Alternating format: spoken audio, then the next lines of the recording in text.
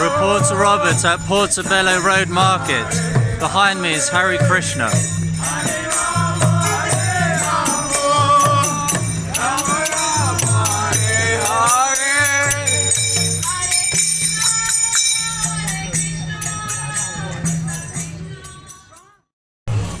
Reporter Robert in Portobello Road Market, joined by Prana, who's going to tell us about Hare Krishna while we walk.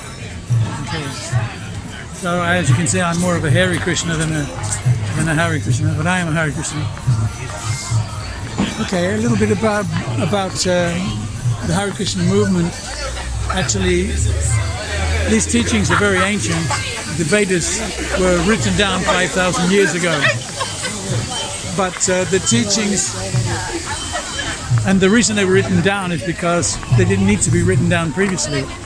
People were more conscious, more aware previously. So 500 years ago, there was a renaissance of the Mahamantra, which is what you hear the chanting, Hare Krishna, Krishna Krishna, Hare Hare, Hare Ram, Rama Rama, Hare Hare. These are God's names. And when you chant these names, you associate with God in the form of sound. So you become godly, you become pure. It's like we are consciousness. I listened to a song by Robbie Williams today called Make Me Pure. All right. Are you a Robbie Williams fan? I love his voice. And yeah, he's a very good entertainer, really excellent. Yes, I agree. Yeah. Are you an entertainer yourself? Yeah. That's what I do a lot of, yeah. Tell us more about your entertaining then. Okay, I usually play in Goa. I'm quite well known there. Where's that? Goa is South India. It's not quite south, but it's South India. And there's a place that I go to there regularly called Arambol, but I do play in quite a few places around Goa. So you're a local legend then? Well, you know, I'm a legend in my own lounge room, you know. But, you know, yeah, we have stuff on YouTube from my band. The band's called the Bindoo Babas. You can give me the spelling, I'll put it in the description. You know, B-I-N-D-O-O. B-A-B-A-S. Okay. Cool. Anyway, so I wanted to explain a little bit about this Mahamantra because 500 years ago, Krishna appeared in West Bengal. Krishna is God. You know, it's not only his sons and followers who appear, great saints and things like that. He also appears himself, and he appeared 500 years ago in West Bengal and inaugurated what's called the Sankirtan movement, which is the congregational chanting of the holy names. And originally, as you know, water, when it falls down from the clouds, it's pure, but it picks up dust and eventually becomes mud when it hits the ground. So in the same way, we are pure consciousness, but we have come in contact with the material energy and become covered by it. Earth, water, fire, air, it's mud. We're in the mud. So the process to distill water, you boil it and you catch the water. Did you hear about the Bristol disaster? I don't know, when was that? I'm not sure, but someone told me yesterday that at a water recycling station there was an explosion. Don't know about it, but anyway. Oh, I have a phone call. We'll carry on the interview shortly. I wasn't laughing because of other people's misfortune about the plant exploding, but I'm sure the fire would have been put out pretty quickly, right? Yeah, I guess so. No, water plant. The elements. Yeah, exactly. So, okay. I was saying about water being distilled back to its original purity. So in the same way, the consciousness, we are in this muddy state and we identify with the mud. That's the problem. We identify with the mind, subtle matter, and the intelligence and the ego, the body, you know. And we're none of these things. We leave these things behind from this world. So purifying our consciousness back to our original purity, to our original state, is done by chanting the Hare Krishna Mahamantra, Hare Krishna, Krishna Krishna, Hare Hare, Hare Ram, Ram Ram, Hare Hare, and listening very carefully to it. When you do that over and over, and I did this 45 years ago, for the very first time, somebody gave me some beads and told me to do this mantra, and I've done it for 45 years, and I feel amazing. I still feel great. Every day I do it every day. Every day I rise above my mind. How many times a day? Well, I have beads. These are my beads. So I look because they were falling out. These are my beads. It's 108 beads. And I chant the Maha Mantra, that mantra I just spoke. I chant on each bead. And I do that 16 times on each bead. It's not much. It takes about 2 hours. And, it's meditation. Meditation means fully focusing your concentration on one point. I was going to say, can you multitask? I guess not. Not when you meditate, no, because it's one point. When you've only got one thing in your mind, usually, according to scientists, there are 30,000 things per second that come into the mind, and your mind picks up on one of them. At the moment, my mind is on if the camera's recording correctly, and it is. Great. So when you get one thing in your mind, it's very sobering, and you become very, very peaceful. Peace is a byproduct of meditation. It's not the goal of it. The goal is actually ecstasy, connection. It's connecting to the source that generates all life, that generates and that sits within every heart. And that's the point of this chanting and listening.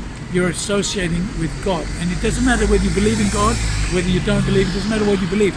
What it means is what's important is what you experience. So if you chant and you listen carefully to this mantra, then see what happens, because that's what I did. And that's why I've done it for 45 years. It's still the best thing I've ever done. And believe me, I've tried ecstasy, I've tried LSD, plenty of it before when I was a teenager. I've tried many, many, many things in my life. I'm a musician, entertainer. You can't escape it, you know what I mean? I'm around this. So, what's his name, the singer you were just mentioning? Robbie Williams. Robbie Williams, ask him about it. He'll tell you, He went to rehab. So, yeah, sure. But, yeah, so anyway, this is the perfect rehab, because now I don't smoke, I don't drink, I don't have sex, I don't gamble, I don't take any intoxications, I don't eat meat, I don't eat fish, I don't eat eggs. I'm not trying to say I'm better than anybody else, but these things, this is the refining. This is what happens when you chant. You naturally let go of things that are bringing you down and find that this is taking you higher. So you don't want anything to stop you from becoming your full potential, you know what I mean? Yes. So that's what happens through the chanting. So would you say your hobbies are chanting, Dancing, music? dancing, feasting, and I play a lot of music. So you try not to overindulge in physical pleasures? I think the only real physical pleasure, I mean, apart from now you can nudge elbows, is really having a snooze in the afternoon. Siesta. Get up early and chant, because it's easier to chant in the morning. I heard a song and eating, today by really, Robbie feasting. We Williams. eat very, very nice prasad. Really? Go on. Cool. I heard a Robbie Williams song say "Good Morning Sun," which was good, and another song where he says you can't wake up early in the morning. I think that song was called "Singing for the Lonely." I've been listening to his music today. My fan. Right. It's a good thing. There's a lot of lonely people now because of this.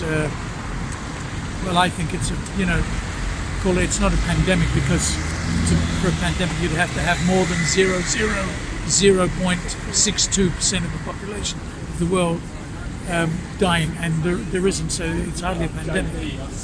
But they've closed everything down, and it's making a lot of people very lonely. Suicides have spiked by more than 100%, and also they put up all the masks everywhere. And my opinion is, if you want it, is that we are suffering from radiation poisoning, and it gives the same symptoms as a very, very bad flu. And every year it gets worse, because every year we're more poisoned because of the mobile phones. This last year, Speaking of the mobile phone, let me check the recording. We are still live. Okay. So I don't want to go into the politics of everything. I'm not against stuff. I'm for Krishna consciousness. I'm for purification. I'm for freedom. I'm for love from my heart to everybody.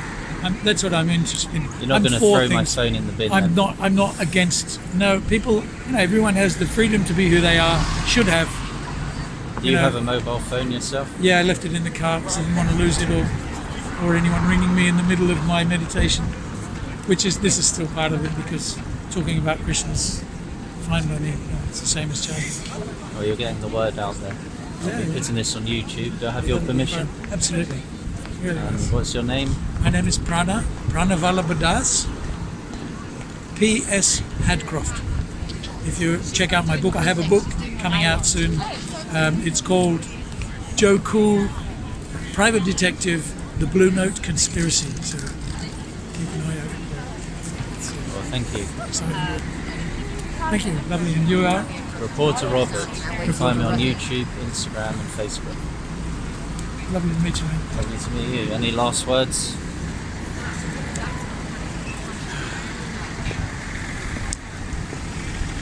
You can focus on one thing, even a dot on the wall, and focus on it and focus it. And every time your mind goes off, you can bring it back just to that one point. And this will actually make your mind quiet. And you can't really have happiness without a peaceful mind. That's one thing. But of course, more than that, you could chant. But I'm not pushing anyone to do anything. You can try anything. But chanting is such a beautiful meditation, and it is one thing to focus the mind on. But it's transcendental. It's a little different to focusing on the dot. Focusing on the one little thing, the dot, and every time your mind jumps away, you bring it back each time. Eventually your mind will sit still, and then you become peaceful. But it's not transcendental. Transcendental is beyond the mind, beyond the intellect, beyond the body, beyond the senses, in a state of elevated consciousness. And that's what comes through chanting the Maha Mantra. That's the one thing I'd ask anyone who really want to do something nice for yourself and for everybody, and feel happy. It'll make you happy. That's my last words.